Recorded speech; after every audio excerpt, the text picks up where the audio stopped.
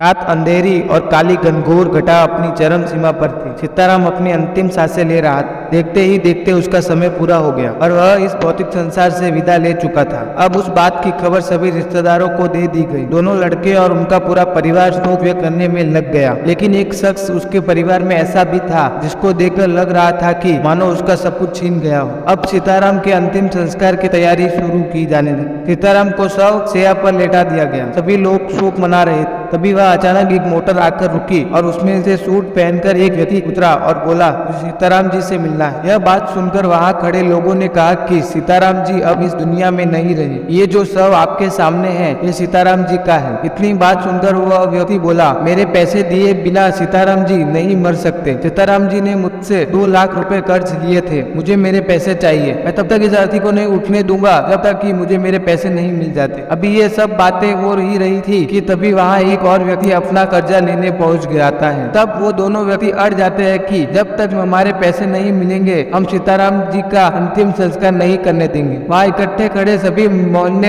एवं रिश्तेदार तमाशा देख रहे थे। तब सीताराम के लड़कों ने बोला कि पिताजी ने हमें कभी किसी कर्ज के बारे में नहीं बताया, इसलिए हम कर्ज क्यों दे। बेटों की यह बात सुनकर सभी रिश्तेदारों ने भी अपना पल्ला झाड़ दिया कि जब बेटे ही नहीं दे रहे तो हम क्या कह सकते हैं। देखते देखते बात बहुत बढ़ गई। सीताराम की बेटी से ये सब नहीं देखा गया और वह तुरंत सीताराम के शव के पास आई और अपने सारे जेवर गहने उतारकर उन दोनों व्यक्तियों को देते हुए बोली, आप लोगों से जो भी कर्ज मेरे पिताजी ने लिया था उसको मैं धीरे धीरे उतार दूंगी। अभी आप मेरे सभी गहने ले लीजिए और मेरे पिताजी का अंतिम संस्कार करने दीजिए। बेटी की यह बात सुनकर उन दोनों व्यक्तियों की आंखों में आंसू आ गए और उस बेटी को उठाकर बोले, बेटी हमें सीताराम से पैसे लेने नहीं बल्कि उनको देने थे, लेकिन हम लोगों को उसके असली वारिस का नहीं पता था, इसलिए हमने ऐसा नाटक किया। हो सके तो बेटी हमें माफ कर देना। ऐसा बोलते हुए दोनों व्यक्तियों ने सारी रकम उस बेटी को देते हुए कहा, बेटी तुम ही सीताराम की असली वारिस हो। और हाँ दोस्तों, इस कहानी के माध्यम से हमें सिर्फ एक ही बात कहना चाहूंगा, कुछ लोग बेटों की चाहत में न जाने कितनी मासूम बेटियों को इस संसार में आने से पहले ही मिटा देते हैं और हम लोगों का भ्रम होता है कि बेटा ही हमारा वारिस होता है, जबकि इतिहास उठाकर देख लो, एक बेटी ने हमेशा अपने माता पिता का साथ दिया है, तो क्यों न बेटी भी हमारी असली वारिस हो। तो दोस्तों, ये